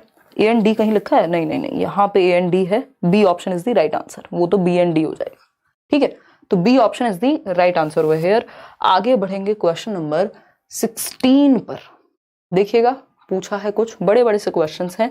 Question number 16 है, mister Lokesh was talking about landfills and their effect on environment, यानी लोकेश हैं, मिस्टर लोकेश टीचर होंगे, भूमि भरण और उसके प्रभाव के विषय में, यानी लैंडफिल्स जो है आसपास आप देखते हैं ना, कूड़े के पूरे पूरे ढेर लगे हुए हैं शहरों में, और इसका क्या इफेक्ट होता है एनवायरमेंट में उसके बारे में बात कर रहे हैं। He asked students to visit the nearby landfill area and prepare a case study report, this activity is important as it. तो कहा गया भाई जहां पे भी आपको लग रहा है लैंडफिल्स हैं, कूड़े कचरे के ढेर लगे हुए हैं आसपास, कहीं पे भी आपको ऐसी जगह दिख रही है जहां पे इकट्ठा किया जाता है, तो एक बार देख करके आओ और एनवायरमेंट पे इसका क्या प्रभाव पड़ेगा ये बताइए। पहला ऑप्शन है, helps students discover cause effect relationship, helps students to know the landfill site in an area. अब इतनी कोई मतलब ताजमहल तो है नहीं कि लैंडफिल साइट देखने जाएंगे तो बिना उसके काम नहीं चल पाएगा। फिर आता है आपका C option, helps students to go out of classroom and enjoy, चलो ठीक है। Helps students analyse and think of situations to mitigate the problem, यानी इस समस्या का विश्लेषण करके इसको हल कैसे कर सकते हैं, बात एकदम ठीक है। कुछ हद तक हम कह सकते थे कॉज एंड इफेक्ट रिलेशनशिप हल्का फुल्का हम कह सकते थे कि यहाँ सही की तरफ जा रहा था, बट क्या ये सही हो सकता है पूरी तरह से, कॉम्बिनेशन ही नहीं दिए हैं, अगर सही होता भी तब भी आपको पता है कि कॉम्बिनेशन नहीं दिए हैं, गलत नहीं कहेंगे पूरी तरह से, बट दो ही ऑप्शन अगर चूज करने हैं तो बेहतर ऑप्शन दो सिर्फ आपका सी और डी है, जो ऑप्शन सी में दिए हुए हैं, तो सी सही है। अगर ए की हम बात करें तो ए सी डी का कोई ऑप्शन यहां नहीं है अवेलेबल, तो उस केस में ए पूरी तरह से गलत अगर नहीं भी है, क्योंकि कॉज एंड इफेक्ट डायरेक्टली नहीं सिखाने जा रहे हो, मान लो चर्चा हो भी गई तो ये कॉज एंड इफेक्ट ऐसा नहीं है कि इसके और तरीके नहीं है इसको ठीक करने के, ठीक है। तो आगे बढ़ेंगे नेक्स्ट क्वेश्चन पे, सी और डी ज्यादा बेहतर है बाकी के दोनों ऑप्शन से, ए और बी से। देखिएगा क्वेश्चन नंबर 17, इस तरह की एक्टिविटीज में ऑफकोर्स बच्चे को आसपास के एरिया में जाने को मिलेगा तो वो एंजॉय तो करेंगे ही, और ईवीएस में तो जाने को मिलना भी चाहिए बाहर, तो इसलिए वो सही था। गुरमीत क्या कह रही है, मैम 3 मंथ से तैयारी कर रही हूँ, पीवाईक्यू में 120 से ज्यादा नहीं आ रहा है, कैसे इंक्रीज करूँ, सब कंफ्यूजिंग हो रहा है ma'am, suggest. Queen of pedagogy EVS notes जल्दी मिल जाएंगे गुरमीत, 1 से 2 दिन और समय दीजिए। बात रही आपकी 3 महीने में 120 से ज्यादा नहीं जा रहा है, क्या चाहते हो 150 ले आओगे हैं देखिएगा, खैर ये मजाक की बात हुई। गुरमीत एनालिसिस आपको, क्योंकि मैं आपके सामने नहीं हूं तो आप मुझे मिलेंगे अगर ऑफलाइन क्लास में या कोई भी अगर मिल रहा है तो वहां मुझे पता लगेगा किस सेक्शन में कितने आ रहे हैं, कहाँ इंप्रूवमेंट की ज्यादा गुंजाइश है, किस तरह के क्वेश्चंस गलत हो रहे हैं, ये सब देख करके एनालाइज कर पाओगे आप अपने आप को, और किन टॉपिक्स में दिक्कत आ रही है तो उनको अलग से पढ़ो, 2 बार और एक्स्ट्रा पढ़ो, प्रैक्टिस की कहीं कोई कमी तो नहीं है, क्वेश्चन पढ़ के समझने में गलती तो नहीं हो रही, बहुत सारे रीजन हो सकते हैं इसके पीछे, और 120 is a good score, paper में ज्यादा ही आएगा। देखिए 17 क्वेश्चन नंबर 17 की अगर हम बात करें, students are asked to prepare models related to environmental problems and solutions and participate in a national exhibition, this is a good way to engage students as, यानी विद्यार्थियों को पर्यावरण समस्याओं तथा उनके समाधान संबंधित मॉडल बनाने और राष्ट्रीय प्रदर्शनी में भाग लेने के लिए कहा जाता है। कि भाई एक काम करो, एनवायरमेंट से रिलेटेड मॉडल्स बना करके लाओ, और जो प्रॉब्लम्स चल रही हैं एनवायरमेंट में, मान लीजिए लैंडफिल की एक समस्या है तो उसका सॉल्यूशन क्या हो सकता है, इस तरह की चीजें एक नेशनल एग्जीबिशन, एक नुमाइश, एक प्रदर्शनी लगाई जाएगी, वहां दिखाएंगे। कह रहे ठीक है, क्या होगा इससे, बच्चों का क्या फायदा होगा, गुड वे में एक तो एंगेज हो रहे हैं। तो model making keeps students busy and engaged. तो बिजी और एंगेज्ड के लिए तो डांस कराओ, गाने गवाओ, कुछ भी कर लो, यही कराने की क्या जरूरत थी। तो ये तो बेस्ट ऑप्शन तो नहीं हो सकता। ये बी ऑप्शन है मॉडल मेकिंग। अगर हमको ये मान लो 4 ऑप्शंस में से 2 चूज करने होते तो फिर भी हम इसको पॉजिटिव कह देते, जैसे हमने लास्ट क्वेश्चन में किया था। लेकिन क्योंकि एक चूज करना है तो जो बेस्ट होगा वही चूज करेंगे, फिर नॉर्मल वाले से काम नहीं चल पाएगा। समझ पा रहे हो या नहीं? ईवीएस के नोट्स दे देंगे। 60 में 60 ले आना एग्जाम पिलर आप। एग्जाम फिलिक कह रहे हैं आपसे पढ़ के आ जाएंगे 50 नंबर, केवीएस में बता दीजिए 60 में से 40 में से पूछ रहे हो क्या, 50 आ जाएंगे। 3 ईयर से पढ़ रही हूँ, उर्दू में दिक्कत है 110। अच्छा सब्जेक्ट चेंज करके देख लेते अगर ज्यादा थी तो दिक्कत। आदर्श क्या कह रहे हैं, ईवीएस एंड मैथ्स का नोट एग्जाम के बाद मिलेगा इन हिंदी। नहीं, ईवीएस का तो आदर्श हिंदी में एग्जाम से पहले ही मिल जाएगा, मैथ्स का हिंदी में नहीं मिलेगा, वो अगले एग्जाम में मिलेगा, इंग्लिश में मिल जाएगा, है ना। अब देखो इनको सार्केस्टिक होना है, मजाक भी हम सही करेंगे। देखिएगा अगर हम बात करें, एग्जाम आएगा अभी 16 तारीख से एग्जाम होगा, एक हफ्ता पहले दे देंगे, देखेंगे कितना पढ़ेंगे। सी ऑप्शन 93% लोग। Model making using expensive material, indigenous material use करना, याद रखिएगा जो बेटर ऑप्शन है वो क्या है, इंडिजीनियस, यानी जो घरेलू या जो आसानी से अवेलेबल हो चीजें, या वेस्ट मटेरियल वगैरह का यूज करके जो थोड़ा सा सस्ता भी पड़े, एनवायरमेंट के लिए भी अच्छा हो। सी ऑप्शन है मॉडल मेकिंग एक्सपेंसिव नहीं, model making develop critical thinking of students, बिल्कुल, क्योंकि उनको प्रॉब्लम सॉल्व करनी है ना, एनवायरमेंट में क्या क्या प्रॉब्लम है उस पर मॉडल बना के लाएंगे, कोई सॉल्यूशन निकाल करके लाएंगे, कोई मशीन जैसा कुछ बनाएगा। सी ऑप्शन बिल्कुल सही है। मॉडल मेकिंग से क्या होगा, मोनोटोनी ब्रेक हो जाएगी, तो उसके लिए तो आप गाने गवा लीजिए। मोनोटोनी यानी जो नीरसता है उसी को दूर करना है, तो बहुत एक्टिविटीज हैं, सीधा मॉडल ही क्यों, तो सी ऑप्शन बेटर था। अब देखिए क्वेश्चन नंबर 18 देखिएगा, which one of the following activities can be used by an environmental studies teacher to impart process skills. इस बार प्रोसेस स्किल, इवन इससे पहले भी प्रोसेस स्किल्स पूछी गई है, प्रक्रिया कौशल कहते हैं इनको हम, जिसमें बच्चे का दिमाग इन्वॉल्व हो, जैसे आपका ऑब्जर्व करना, क्लासिफाई करना, एक्सपेरिमेंट करना, ये सब प्रोसेस स्किल्स हैं जिससे आपकी साइंटिफिक नॉलेज, एनवायरमेंटल नॉलेज बेहतर होगी। ठीक, तो प्रोसेस स्किल्स किससे बेहतर होंगी, किस एक एक्टिविटी से, डांस से, रेसिटेशन से, वाचन करवाने से, सिंगिंग से नहीं, गार्डनिंग से, क्योंकि जब बच्चा एक एक्टिविटी करेगा उसको ऑब्जर्व करेगा, तो ऑब्जर्वेशन क्या है, एक प्रोसेस स्किल है। 5-6 प्रोसेस स्किल्स हैं, ये मैं कराऊंगी पेडागोजी मैराथन में, तो मतलब ईवीएस वाली। तो बागवानी करने में आपको ऑब्जर्व करना पड़ेगा, प्लांट्स कैसे ग्रो होते हैं, कितनी मात्रा में उनको कब क्या देना है, कब सनलाइट देनी है, क्या एक्स्ट्रा बीड्स निकालने हैं, तो ये ऑब्जर्वेशन नाम की एक प्रोसेस स्किल आपकी डेवलप होगी। किसी और चीज में क्लासिफिकेशन हो सकती है, किसी और चीज में एक्सपेरिमेंटेशन हो सकती है। ठीक, क्वेश्चन नंबर 19 देखिएगा एक बार, ये क्या कहता है, 2 pots were placed in the garden and in both of them seeds of beans were sown, यानी 2 बर्तन रखे गए बगीचे में और दोनों में सीड्स लगाए गए। एक के अंदर, जो एक बर्तन है उसके अंदर क्या लगाया गया, बीन्स। ठीक, एक बर्तन को छाया में और दूसरे सूर्य के प्रकाश में रख दिया। राधा को प्रतिदिन अवलोकन करने का रिकॉर्ड रखने के लिए कहा गया। Of beans were sown, teacher asked Radha to put 2 pots at 2 different places, एक को शेड में और एक को सनलाइट में, और उनका रिकॉर्ड यानी उनको ऑब्जर्व करे कि जो शेड में रखा गया था वो कैसे मुरझाया या क्या हुआ, या फिर जो सनलाइट में रखा गया था उस पर क्या प्रभाव पड़ा। तो अब राधा की कौन सी प्रोसेस स्किल यहां डेवलप होगी, सिंपल बात है, इससे कॉन्फिडेंस बढ़ जाएगा। भाई ऑब्जर्व करेगा बच्चा, कॉन्फिडेंस की बात कहां से हो रही है, कोई स्पीच देने को थोड़ी कहा है। डेवलपिंग हर ऑब्जर्वेशन स्किल्स, बिल्कुल, बच्चा अवलोकन करेगा कैसे सीड जर्मिनेट होगा, कैसे एक एक दिन में वो मुरझाएगा, बनेगा, पानी कब दिया जा रहा है उससे क्या प्रभाव पड़ेगा। तो ऑब्जर्वेशन स्किल्स आपकी बेटर होती हैं जब आप बच्चे को कोई ऐसी एक्टिविटी देते हैं जिसमें उसको ऑब्जर्व करना पड़े डेली बेसिस पे। कॉन्सेप्ट प्रेजेंट किया जाएगा, पंक्चुअलिटी आ जाएगी, जी नहीं। B option is the right answer या बेस्ट आंसर बाकी चारों से। क्वेश्चन नंबर 20 देखिएगा, क्या है ये, how can an EVS teacher make her students a best protector of the environment. भाई आप ईवीएस के टीचर हैं, पर्यावरण अध्ययन पढ़ाते हैं, अपने विद्यार्थियों को एक पर्यावरण संरक्षक के रूप में, कि आप पर्यावरण को बचाएं भी, पर्यावरण को क्या करें, बचाएं भी, तो एक पर्यावरण संरक्षक के रूप में कैसे बेहतर काम कर सकते हैं, ये पूछा है हमसे। देखिएगा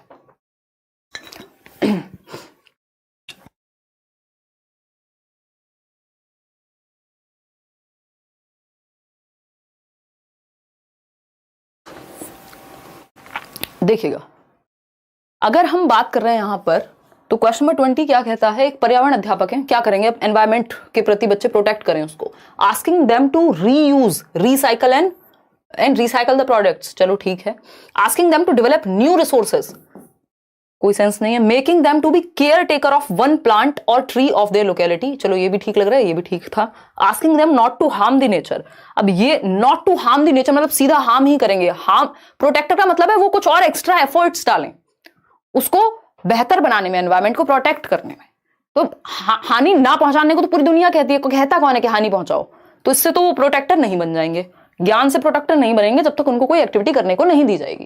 पहला ऑप्शन है, जब आप उनको कहते हैं रीयूज करो, रिसाइकल करो प्रोडक्ट्स को, तो सारे बच्चे रिसाइकल कर ले, मान लो बिस्लरी की बॉटल लाए खरीद के, अब उसको रिसाइकल भी खुद ही कर लें, भाई उसको रीयूज तो चलो कर भी सकते हैं, रिसाइकल बच्चा कैसे करेगा सारी चीजें, लेकिन ठीक है कुछ हद तक, लेकिन इन सबसे बेहतर है जब आपने बच्चे को कहा कि एक प्लांट लो और उसका ध्यान रखो, making them to be caretaker of one plant और ट्री ऑफ देयर लोकेलिटी, यानी आसपास कोई एक पौधा है घर के बाहर या पार्क में या आसपास की किसी जो भी सराउंडिंग है, एक पौधे को गोद ले लो, यानी उसको कहो ये मेरा बच्चा है, आज से इसका मैं ध्यान रखूंगा, उसको पानी दो, उसमें अगर कोई एक्स्ट्रा घास है उसको हटाओ, मतलब वो अपने आप रिस्पॉन्सिबल फील करने लगेगा, उसके अंदर वो केयर का भाव अपने आप डेवलप होगा जब वो ये एक्टिविटी खुद से करेगा।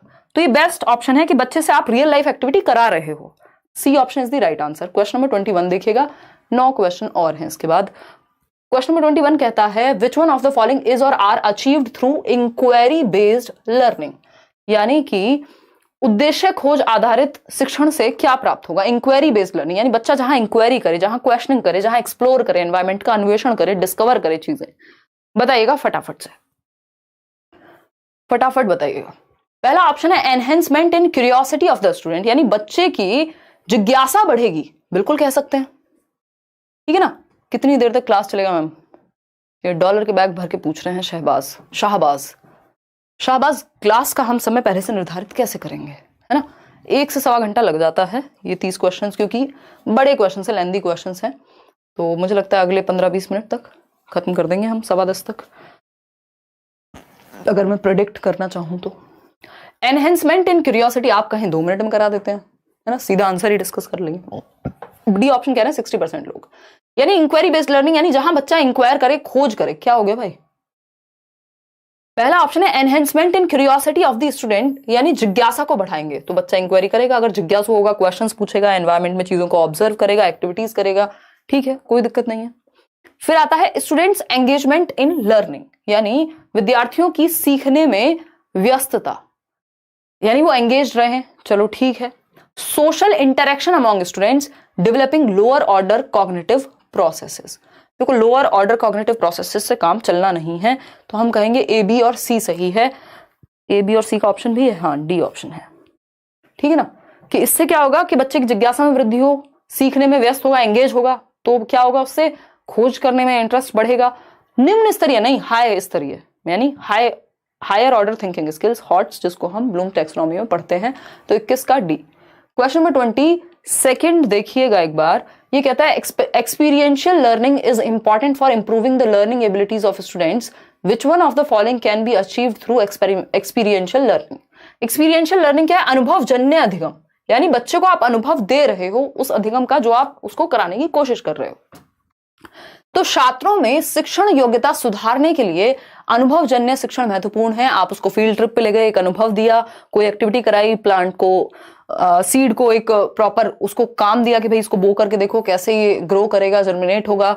इनमें से कौन सी उपलब्धि अनुभवजन्य शिक्षण से प्राप्त की जा सकती है, यानी जब आप बच्चों को एक्सपीरियंशियल लर्निंग दे रहे हैं तो कौन सी एक चीज अचीव कर पाएंगे वो। सेंसरी एक्सपीरियंसेस, हाँ ठीक है। कॉन्क्रीट एक्सपीरियंसेस, ठीक है। Gain in more knowledge and better grades, ये तो गड़बड़ है। इंप्रूवमेंट इन प्रोसेस स्किल्स, यानी उनकी थिंकिंग, उनकी ऑब्जर्वेशन, उनका एक्सपेरिमेंटेशन, ये सब बेहतर होगा।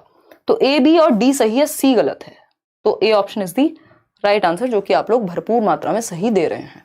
क्वेश्चन नंबर 23 देखिएगा। सचिन एक बच्चा है, क्या कह रहा है देखिए एक बार, पढ़िएगा, इतने में आप लोगों के कमेंट्स पढ़ती हूँ। प्रथा कह रही है मैम मैंने बीएड 3rd सेमेस्टर में सीटेट 2021 क्वालिफाई किया है, एम आई एलिजिबल? बिल्कुल प्रथा, नो टेंशन एट ऑल, बिल्कुल तैयारी कीजिए, जम के कीजिए, ठीक है जी, कोई दिक्कत नहीं उससे, क्योंकि वो ईयर मैटर करता है। और उस साल मतलब आपका फाइनल होना ही था, थर्ड था सेमेस्टर, फोर्थ था, डजेंट मैटर अब अभी के लिए एटलीस्ट।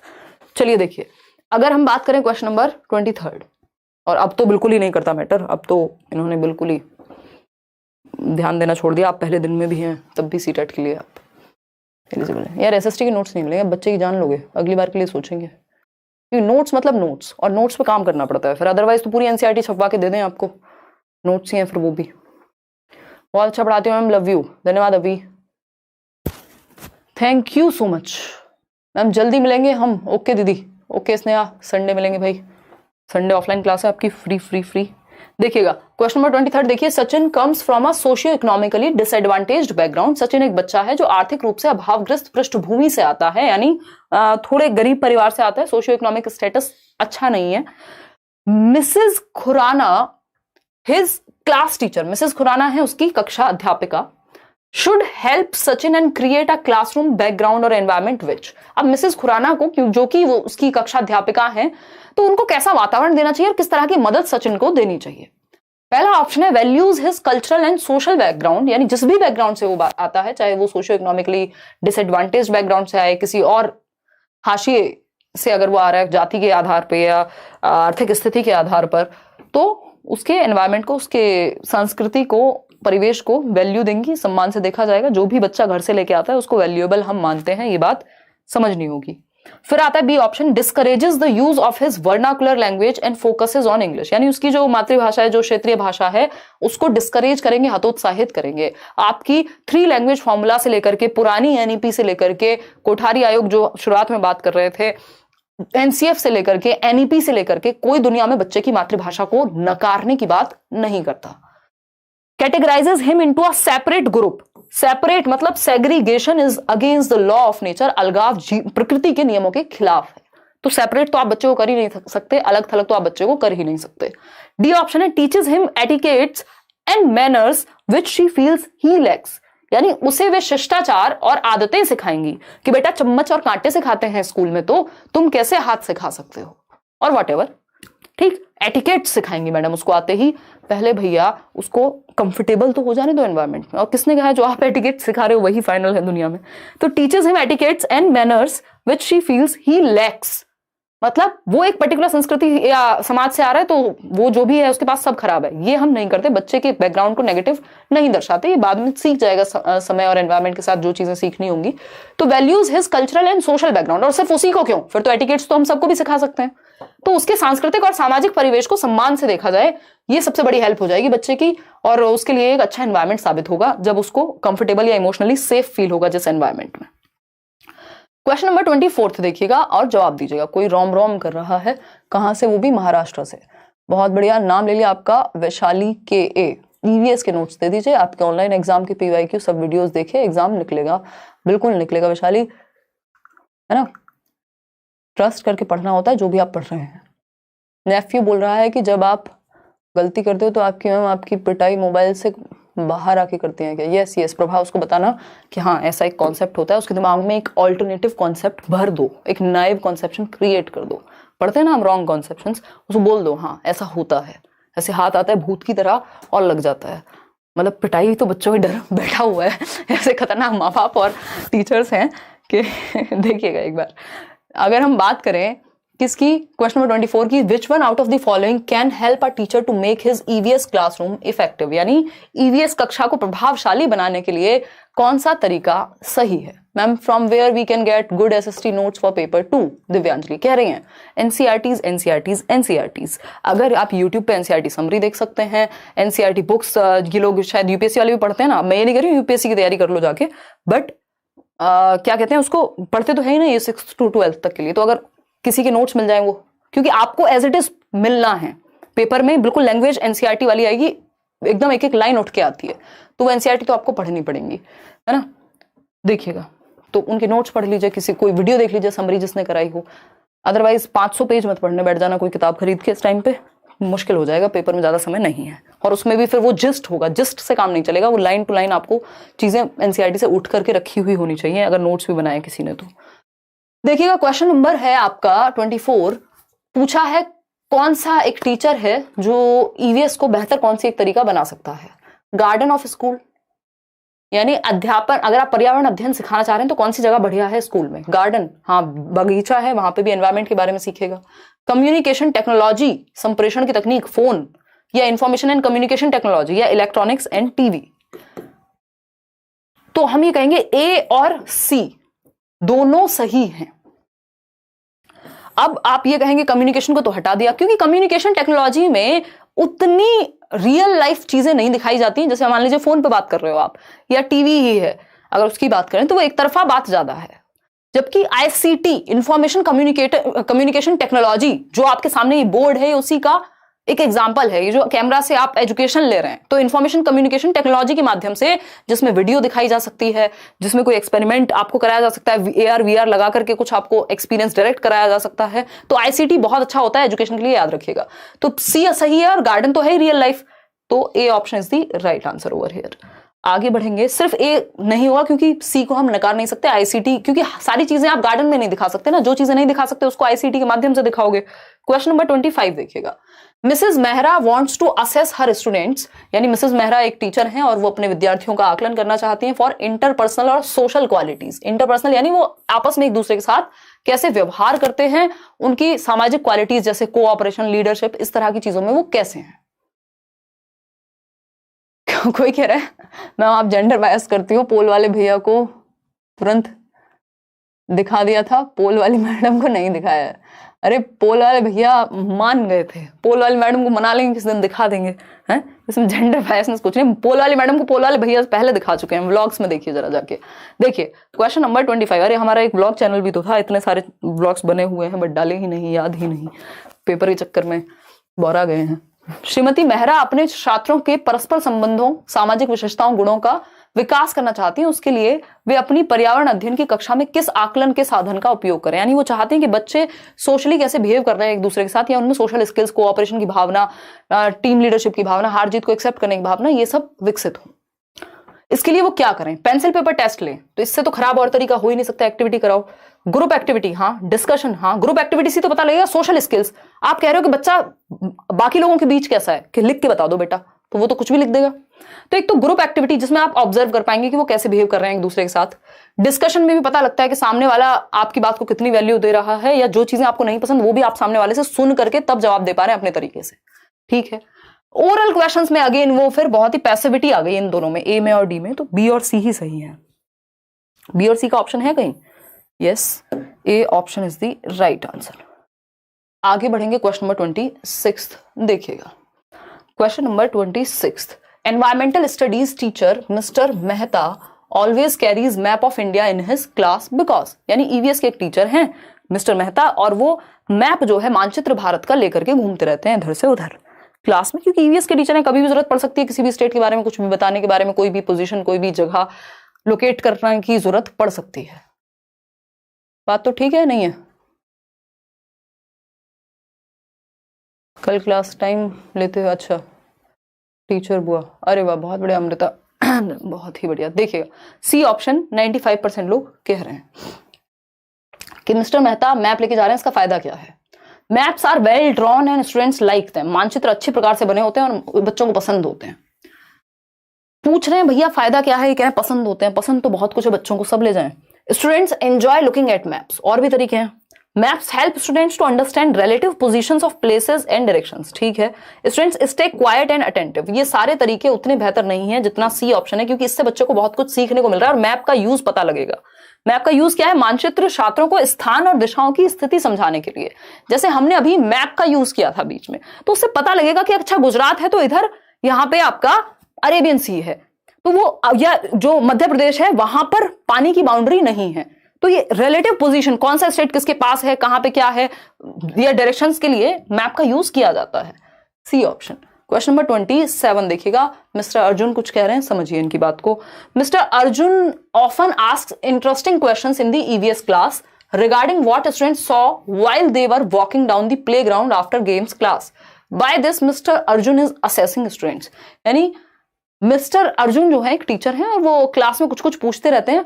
ऐसी चीज अभी क्या पूछ रहे हैं वो कि पर्यावरण अध्ययन की कक्षा में विद्यार्थियों से जब वो खेल के मैदान से लौटते हुए उन्होंने क्या देखा आसपास, ये पूछ रहे हैं। इससे बच्चों की कौन सी स्किल को मिस्टर अर्जुन आकलन कर पाएंगे, असेस कर पाएंगे कि बेटा जब तुम ग्राउंड से लौट रहे थे तो तुमने आसपास क्या देखा।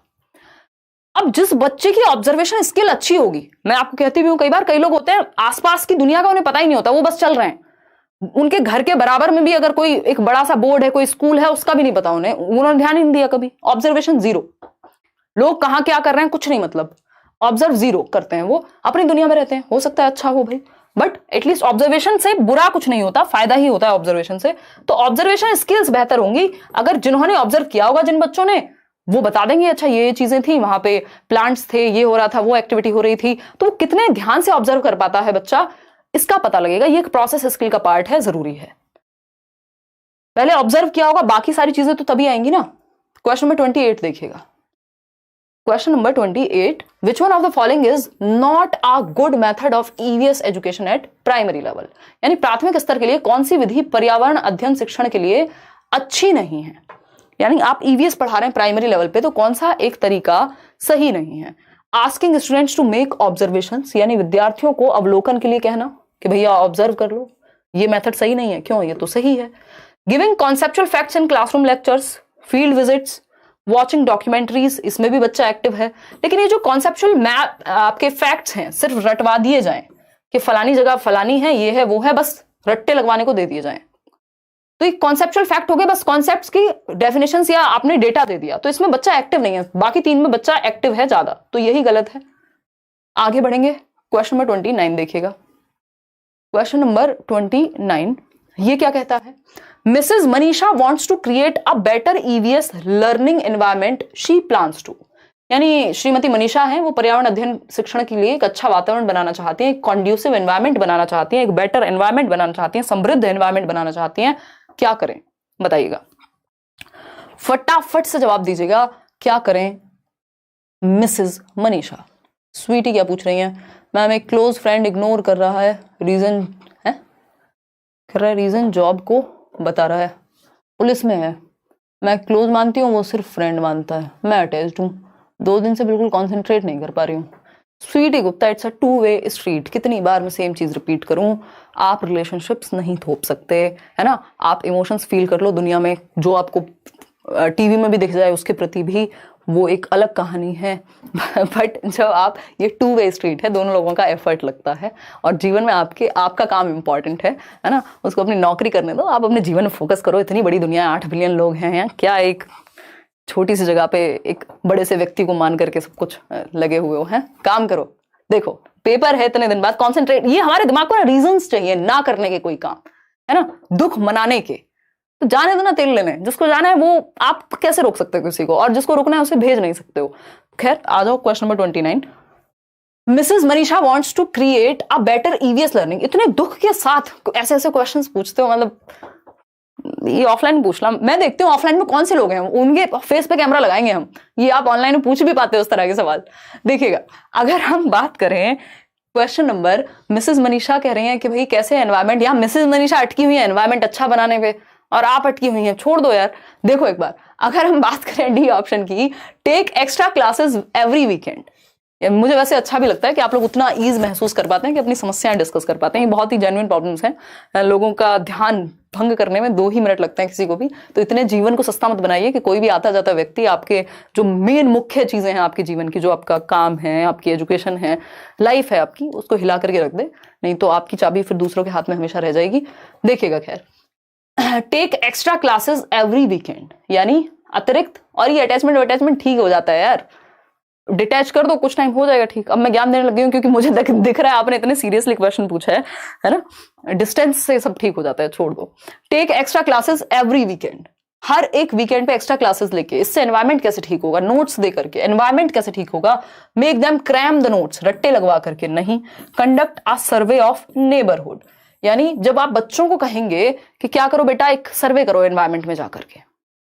ये बात हमें अच्छी लग रही है, मिलेंगे वैशाली, ठीक है ना। अब समझते हैं, तो बेटर ईवीएस लर्निंग एनवायरनमेंट कैसे बनेगा, जब बच्चों को एक्चुअल वर्ल्ड में जाने का मौका मिलेगा। तो उनके लिए ईवीएस सीखना सबसे बढ़िया कहां होगा, दुनिया में जाकर के, फील्ड ट्रिप या जो भी उनके आसपास एक्टिविटी हो सकती है। लास्ट क्वेश्चन है आज के लिए। इस क्वेश्चन में मनीषा टीचर का नाम था, कोई कह रहा है मनीष मेरा नाम खराब कर रही है टीचर हैं। चलिए देखिएगा, अगर हम बात करें हॉर्मोन्स हॉर्मोन्स का चक्कर बाबू भैया, अच्छा नहीं, इतने भी प्रैक्टिकल नहीं हो जाना जीवन में कि बिल्कुल मतलब फिर आप बाकी सारी चीजों को नेग्लेक्ट कर दें कि हाँ इस वजह से हो रहा है, ऐसा नहीं होता ना। देखिएगा, मेरा पीजी में ancient history culture and archaeology paper है, केवीएस पीजीटी का फॉर्म फिल कर सकते हैं क्या? उसमें उन्होंने सब्जेक्ट कॉम्बिनेशन क्या मांगा, एक बार वो सिलेबस वाली फाइल पढ़नी पड़ेगी नीतीश कुमार आपको, क्योंकि आपका एक बहुत ही स्पेसिफिक सा सब्जेक्ट है, तो ऐसे बिल्कुल नहीं बताया जा सकता।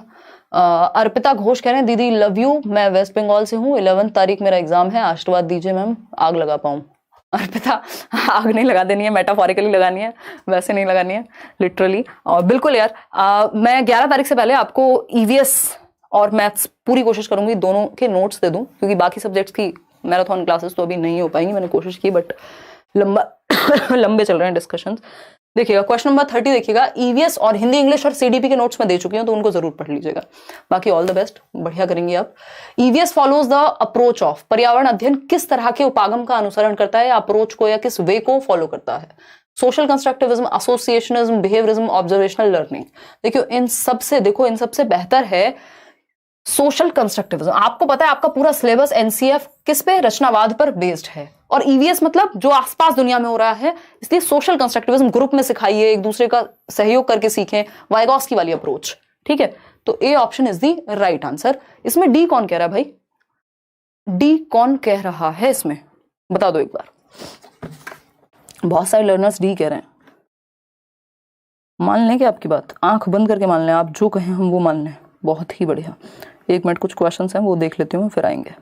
अभी किसी क्वेश्चन में कोई डाउट हो, कोई दिक्कत हो, कोई परेशानी हो तो आप बता सकते हैं। देखो ऑब्जर्वेशनल लर्निंग का मतलब यहाँ ये नहीं कि ऑब्जर्व करके सीखना, उससे बेहतर है कि आप कंस्ट्रक्ट कर रहे हैं। ये ऑब्जर्वेशनल लर्निंग बेंड्यूरा वाली थियरी है, ये ऑब्जर्वेशनल लर्निंग ये नहीं है, प्रोसेस स्किल नहीं कह रहे, समझ पा रहे हो? ठीक है अर्पिता, तो आउट ऑफ 30 कितने क्वेश्चंस आपके ठीक हुए? छोटी सी इंफॉर्मेशन और मुझे देनी है। कल हम 9 बजे एनईपी, इंक्लूसिव एजुकेशन, सीसीई और भी कई सारी इस तरह की आरटीई, ये सब हम करने वाले हैं। एनसीएफ ऑफलाइन क्लास है, संडे को आप आ सकते हैं, कोई रजिस्ट्रेशन की जरूरत नहीं, बस टाइम से आ जाना। 1 से 4 तक क्लास है, 11 से 1 उदय सर की क्लास है, तो उस केस में आप बस ज्वाइन कर सकते हैं। जो भी आपके डाउट्स होंगे, जो भी इंपॉर्टेंट बातें होंगी, वो हम इस क्लास में करने वाले हैं। ये पेडागोजी स्पेशल बैच है सिर्फ केवीएस के लिए, है ना। और इसके अलावा केवीएस का एक कंप्लीट बैच भी है, इसकी फीस बहुत लिमिटेड रखी गई है, 800। तो अगर आप सिर्फ पेडागोजी पढ़ने के इच्छुक हैं केवीएस में, तो ये केवीएस को ही टारगेट बना करके रखा जा रहा है, उससे पहले खत्म कर दिया जाएगा, और दूसरा बिल्कुल एज पर केवीएस के सिलेबस चलेगा। और कहानी है कि हाँ, और जो लोग पुराने स्टूडेंट्स हैं करियर विल के, तो उनको और फर्दर डिस्काउंट मिल जाएगा। इसके अलावा एक केवीएस का कंप्लीट बैच चल ही रहा है, आप लोगों ने बड़ी संख्या में वहाँ आप जुड़े हैं, तो जिनको इन्फॉर्मेशन नहीं है, और आप डेमो वगैरह भी देख पाएंगे, अभी डेमो क्लासेस होंगी आपकी, बैच 12 से शुरू होगा ना, तो एक जो भी पहली क्लास होगी वो आपको डेमो के रूप में यहीं लेट्स लर्न पे या ऐप पर तो मिल ही जाएगी। करियर विल ऐप, कोई और मत ज्वाइन कर लीजिएगा प्लीज। अब मुझे ये बातें बार बार बोलनी पड़ती हैं क्योंकि इतने फ्रॉड्स हो रहे हैं जिसकी हद नहीं है। लाइक शेयर सब्सक्राइब आप कर दीजिएगा। टेलीग्राम चैनल पर आज वाला पीडीएफ आपको मिल जाएगा। आंसर्स, चलो यार लास्ट में आंसर देना ये वाले पीडीएफ में थोड़ा मुश्किल होता है, बट ठीक है, विदाउट आंसर दे दूंगी, फिर आप अगर सेशन देखा है तो आंसर तो आपको पता ही होगा। चलिए गुड नाइट। आपको सेशन कैसा लगा कमेंट्स में बताइएगा। कल मिलेंगे, टाटा बाय।